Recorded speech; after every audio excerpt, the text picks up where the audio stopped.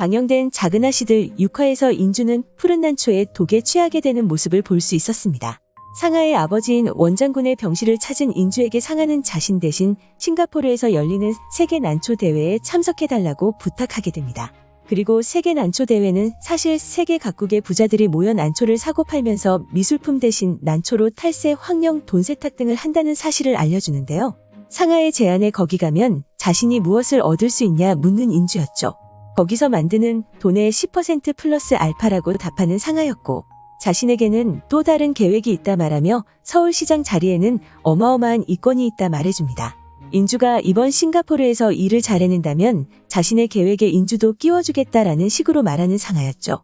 상하는 국제난초협회, 즉 정난의 멤버로 인주를 가입시켜주겠다 말합니다. 인주는 화영이 그렇게 상하를 배신했는데 무엇을 믿고 자신에게 이런 일을 맡기냐 묻는데요. 상하는 인주와 화영은 서로 다르다 말하며 화영은 지킬 것이 없지만 인주는 동생들을 지키기 위해서 자신을 배신하지 못할 거다라고 말하는 모습을 볼 수 있었습니다. 마치 인주가 배신을 하면 인주의 동생들이 위험해질 거다라고 그녀를 협박하는 것처럼 느껴지는 상하의 대답이었죠. 혹시 상하는 화영과 같은 일이 다시는 발생하지 않도록 하기 위해 인주의 동생인 인예를 일부러 자신의 딸과 함께 유학 보내려 하는 게 아닐까 생각되는데요. 자신의 딸인 효린이를 위해서가 아닌 인주의 동생인 인예를 볼모로 잡고 인주를 계속 자신에게 충성하게 만들기 위해 계략을 꾸민 것이 아닐까 생각됩니다. 그리고 이어서 상하는 인주에게 어렸을 때 꿈이 무엇이었냐 묻는데요. 돈 많은 남자와 결혼하는 게 꿈이었다 답하는 인주였고, 상하는 재밌다는 듯 웃으며 그런 인주에게 푸른 난초 한 송이를 건넵니다. 상하는 인주의 말을 믿지 않는다 말하며 오늘 밤 푸른 난초를 곁에 두고 잠을 청해라 말하는데요.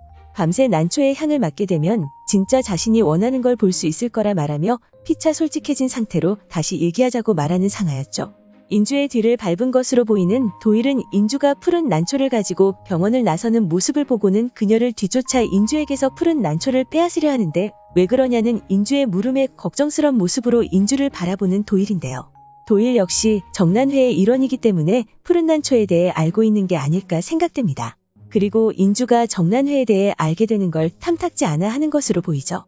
도일과 만남 후 집에 돌아온 인주는 푸른 난초의 향을 맡게 되고 독에 취한 듯한 인주는 오해석에게 어떻게 사람들이 죽는 걸 보면서 부자가 되겠다고 선택할 수 있었냐 묻는 모습을 볼 수 있었습니다.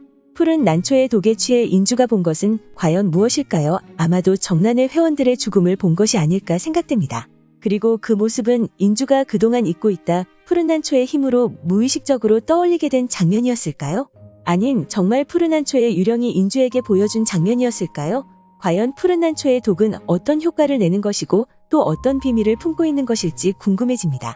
그리고 집으로 돌아온 인경은 오해석의 방에서 인주가 피를 흘리고 쓰러져 있는 오해석과 함께 있는 장면을 목격하게 되었는데요. 인경을 바라보는 인주의 모습에서 그녀가 여전히 푸른 난초에 독에 취해 있다는 사실을 알 수 있었습니다. 마치 독에 취해 인주가 오해석을 죽인 것으로 생각을 들게 하는 장면인데요. 하지만 인경이 집에 들어올 당시 열려있던 현관문을 봤을 때 범인은 외부에서 침입한 것으로 보입니다. 진짜 범인이 누구일지 궁금해지는데요. 아마도 범인은 상하가 아닐까 생각됩니다. 오해석이 재상을 찾아와 대화를 나눈 후 돌아가는 모습을 바라보던 상하의 표정에서 상하가 불안해하는 모습을 볼 수 있었는데요. 그동안 정난회의 멤버들을 죽여온 것도 상하가 아닐까 생각됩니다. 원장군이 쓰러진 후 자신이 아닌 재상에게 모든 것을 물려준 아버지가 원망스러웠던 상하는 정난회에서 나오는 이익을 차지하기 위해 멤버들을 죽여왔고, 오해석은 그동안 자신의 신분을 속이고 숨어 있었지만 재상을 찾아가 자신의 정체를 드러내게 되면서 죽임을 당하게 된 것이 아닐까 생각됩니다. 상하는 정난회 멤버들의 자신의 사람들로 채우려 하는 게 아닐까 생각되는데요. 과연 오해석을 죽인 범인은 누구일지 궁금해집니다. 오늘 준비한 영상은 여기까지입니다. 시청해주셔서 감사합니다.